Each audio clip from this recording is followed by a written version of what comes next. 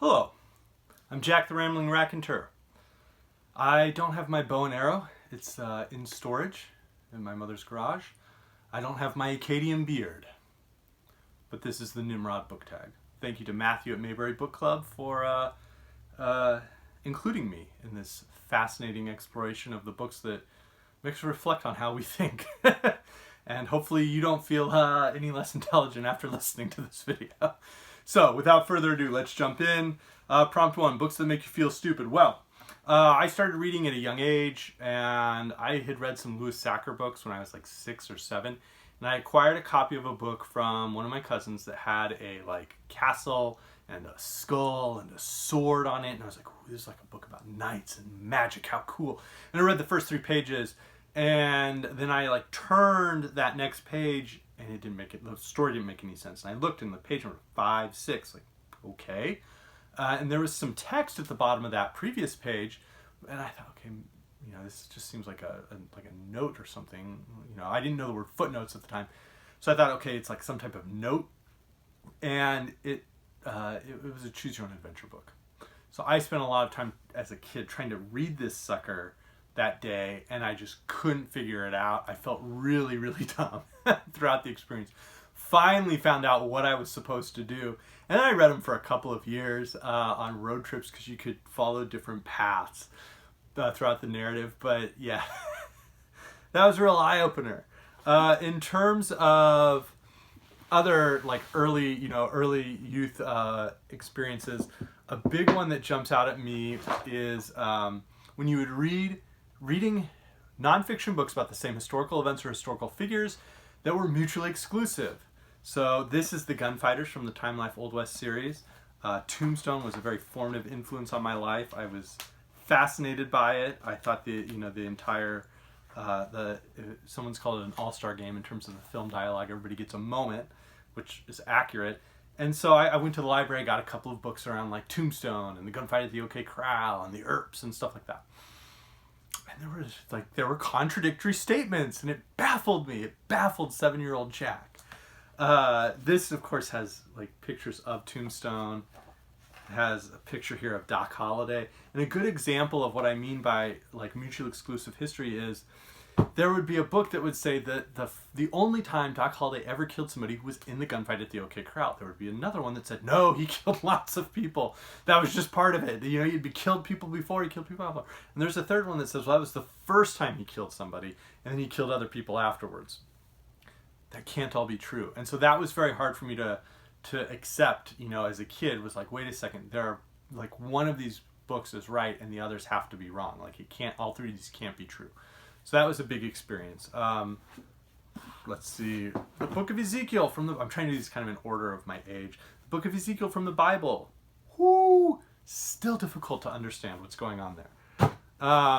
Crime and Punishment. I read this when I was 16, and it was unlike anything I'd ever read. It was so much more challenging than the other books I'd read and that I had really paid attention to and finished. I'll talk later about one I hadn't done that with. I love this book now. I've read it 3 times, 4 times maybe, 3 times. And I really, really enjoyed it. But at the time, the best analogy I have is I ran track. It would be like if I went to a meet, and I'd been training really hard and felt like I was in good shape. I went to a meet and ran a race and got my butt kicked. My place was terrible, but I'd run my personal best time. That's kind of what reading this book felt like. It was probably the most challenging thing I'd read up to that point. And, I made it through it. College and throughout my 20s, Aristotle. I feel stupid now if I'm just sitting down and reading Aristotle, for pleasure. Not that reading him makes me feel stupid. I think he just likes to define too much stuff. I've read Poetics, Nicomachean Ethics, most of the Organon. I don't really have a reason to return to Aristotle for aesthetic value or necessarily for knowledge even, or certainly for pleasure. He's my cure for insomnia. And then most recently, I've got this A School for Fools by Sasha Sokolov. This character or creature looks a little bit like my shirt, the animals on my shirt actually. This is a weird Russian book that is just all over the place. It feels both Baroque, where you're just being like pulled and thrust and shifted, and then it feels Rococo and it's just a mess at the same time, which is very hard for a book to do. I'm going to have to take another crack at that. So, prompt 2. Books you want to love but couldn't. I'm not going to talk about Anna Karenina. I love everything else by Tolstoy. I didn't find a way into that text. I want to talk about 2 like white lions of latter 20th century U.S. literary fiction. Books I read, really feeling that was what like a young, intellectual, well-read person needed to be when I was 22, right out of college. And those are American Pastoral by Philip Roth and Rabbit Run by John Updike. American Pastoral, I think, had some interesting passages, but I didn't like it. I wanted to because I thought I needed to, but I didn't like it. I read some other Roth books trying to figure out, and I just realized I didn't really like Roth. And I certainly didn't love his works. Certainly didn't love them. And it's some of it felt like it was like artificial in an act. Other aspects of it felt contrived, and other aspects, there were sentences that were well written, but it was not a narrative I could draw into at all. The other one, of course, Rabbit Run. So Updike. The best thing I can say about Rabbit Run is maybe there's another reading of the Rabbit novels where you watch episodes of The Office and then read passages from the Rabbit novels and see if that like small town Pennsylvania connection works in some way. That's about the only thing positive I can say about those books. I love Updike's short stories, but Harry Rabbit Engstrom is the worst. He is the worst person. He is the worst father. He is the worst husband. He's the worst like casual Christian, going through a crisis in U.S. fiction. He is a nightmare. I have known people like that in real life, and I don't get along with them very well. And I usually don't have a problem saying like, hey, this is the effect that's happening from your choice. Is that what you want to be happening? The Rabbit Run is awful. If you've read that and you're like, I sympathize with you. I read Cinderella Liberty by Daryl Ponickson, which is about contemporaneous with Rabbit Run. It deals with some similar issues of like fatherhood, male identity, marriage, in a way that and tragedy in all of those aspects, in a way that is so much more humane, so much more humorous, and so much more interesting and authentic. So anyways, I love Updike's short stories. And the other thing about those two guys was I felt like those two guys and those books specifically sort of like were a false plateau for U.S. literary fiction. Obviously, the true giant in the room is Toni Morrison. And that's saying something because I'm pretty sure Updike was like 6'3", which is my height. So Toni Morrison, though, her works are so much more powerful and meaningful and interesting. And then, there's a number of crime novelists who I think showed just as much about life in the United States during those eras. Elmore Leonard, James Crumley, Newton Thornburg, in a way that was, again, so much more interesting than what we get from those two guys. So, moving forward, prompt 3. Books you wanted to hate but couldn't. Not too difficult. The first one is, I know that it's like revisionist history and propaganda, but I thought A Movable Feast by Ernest Hemingway was just fascinating and absolutely self-aggrandizing. We're all the heroes of our own stories, especially here. But I couldn't put it down. And I knew I was supposed to be recognizing, like, this is totally, like, a fair amount of this is, a one person's heroic take. And the other one is not so much the book, but I didn't want to like Lyndon Johnson, especially in this where he steals the Senate election. Spoiler alert. But this book was fascinating, and Johnson was fascinating throughout it in a way, and it doesn't have the same feel where Master of the Senate or Path to Power, where he's carving out power for himself, but doing good things in the process for some people periodically. This one, there's not really like anything good he's doing for anybody. He's just selfishly stealing elections, stealing radio and television channels, like bandwidth.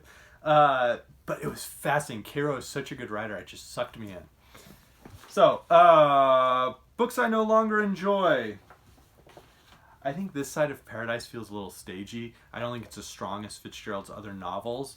And there's that weird bit at book 2 where he's got the, like, dialogue for a play almost. And I don't know. It just doesn't work. And I can't totally explain why beyond I just don't like it. Against Nature or A Rebours by Joris-Karl Huysmans. You know, I wanted to be a teetotaling decadent in college. And this was going to be my manual. And then I realized, like, this is just a guy who doesn't want to deal with life. And doesn't necessarily want to deal with himself. So, there was recently a satiric article on how to quarantine like a decadent that used that book as a jump-off point. Some of H.P. Lovecraft's stories just feel overwhelmed by his fears of Africans, and it's not just Africans and Asians and Southern and Eastern Europeans. It's basically everybody who's not from a couple of small islands or a peninsula in northwestern Europe that he's afraid of. And when that happens in his stories, they just almost, it overwhelms the stories. They don't become horrifying. It becomes horrifying that they were published. And then Douglas Freeman's Lee's Lieutenants, A Study in Command, again, just is so wrapped up in a lost cause from the American Civil War, with this bizarre hagiography about the various Confederate generals in the Army of Northern Virginia, that despite there being some really interesting history in there, the writing around these men, you know, a fair number of whom held slaves, a fair number of whom after the war profited and were profiteers, is just not great. Let's see. Books, prompt 5, books that won you over on rereading. So I've got 2 that jump out. The Scarlet Letter by Nathaniel Hawthorne. This is from the portable Hawthorne. I love the Viking portables. This one has some of his notebooks too, which include like where some of his stories start. I loved the Scarlet Letter. I thought it was so interesting. I thought it was such a passionate book and disturbing book, but a very passionate book. And I don't think I'd appreciated that when I read it in high school. The other one is a book I first read probably around 9th grade. It's one of my mom's favorite books, Pride and Prejudice by Jane Austen. I read it around 9th grade. It couldn't quite, I think for that it was sort of like with Crime and Punishment. I made it through Crime and Punishment about 2 years later. And this, I made it through it, but I don't think I paid enough attention to it. And maybe it was because I was 14, and that was why, you know, just mentally, I wasn't quite at the level ready to go climb this mountain and enjoy it. It was more I was climbing the mountain and like constantly out of breath wheezing. So I returned to it in college, and I liked it more. I returned to it in my late 20s, and I loved it. And by that point, I had read some other Austen works and kind of unlocked her world for me. The characters are so funny. Prompt 6, books you love by a writer you dislike as a person. People have said this. There are so many. It's almost inane to try and list some. D.H. Lawrence, I'll say this. I like all of his work. I even have read some of his letters where he reveals the aspects of his personal life that I find so, like his political ideas and some of his ideas around humans that I find most, unpleasant. And I still find his writing fascinating even in those letters. Philip Roth's The Ghostwriter it feels like a nightmare that made its way into publication, where he's doing this in my opinion, he's doing a put-on of like a Jewish character who doesn't like the Diary of Anne Frank. And it's kind of to get a rise and, some notoriety. But the idea of having a character who espouses that view, then fall in love with a female character who he thinks might be a surviving Anne Frank, while being wildly offensive, totally inappropriate, again, it's like a nightmare that's made its way into publication. And it, like, reading that book haunts me still in a way that his other works didn't, where it's just like, okay, done that, like, don't need to go, don't need to go back, don't need to read more. That's the one where I'm like, what was happening in those lines? And there are so many others, though. Prompt 7, books you dislike by a writer you like as a person. I don't know how much I like him as a person, but I don't actively dislike him as a person, and I love all of his other work, and that's Percy Shelley. I love his poetry. I love Triumph of Life, which again is kind of a nightmare in publication, but much more beautiful. I love his lyric verse, but I don't like Prometheus Unbound, and I wonder if it's because I really enjoy Prometheus Bound by Aeschylus so much. It's my favorite play by Aeschylus, and I wonder if that's why I don't like Prometheus Unbound. I've never found the way in, and I've read it a couple of times. Prompt A, books you still want to love one day. A lot of people have been talking about this guy, Henry James. Sometimes he just feels so tedious. He's like if Aristotle wanted to become a novelist, honestly. But I'm hoping that might change for me. So it's possible so many people are wrong. Most of us once thought the earth was flat, and some people still do. But I'd like to think Henry James has some merit. I'm not sure. I'm going to probably read The American later this year. I think that might be the one of his that I'll like the most, so I'm going to give it a shot. Another one, The Enchanted Wanderer by Nikolai Leskov and Other Stories. I acquired this, I think it was last year. I'd never heard of the writer. He was in the Portable Russian Reader, which is kind of where I heard about it, and then I saw the new translation, and I picked it up on it was like a remainder copy, so it was really cheap. And I read The Lady Macbeth of Mtsensk, and that was a haunting and disturbing story. They're a little bit more like provincial Russian stories, and so I'm excited to read more of these. I think I'm really going to like it. I'm going to be reading Song of Solomon by Toni Morrison, hopefully this year. I'm not sure when, but I think I'm going to have some space carved out for that, and I've found Morrison a fascinating thinker, and so I'm excited to explore that work. And then my wife and I read a book together as a couple every year. We each have a copy. We read it basically simultaneously. If one moves ahead, that one kind of takes a break and reads a short story or something, or some essays, while the other one catches up. And then we just discuss it while we're reading it. We've done it, this will be the 10th year we've done it. We've done more than 10 books. Like I said, we do at least one each year. And this year it's going to be Romance in Marseille by Claude McKay, recently published by Penguin Classics. And I'm really just interested in it. I'm really, really interested in it. It's also got a fantastic painting on the cover. So, that's the Nimrod Book Tag. Once again, thank you for watching and listening. Feel free to leave your comments. Love them always. And hopefully you don't feel any less intelligent from listening to this. Thank you.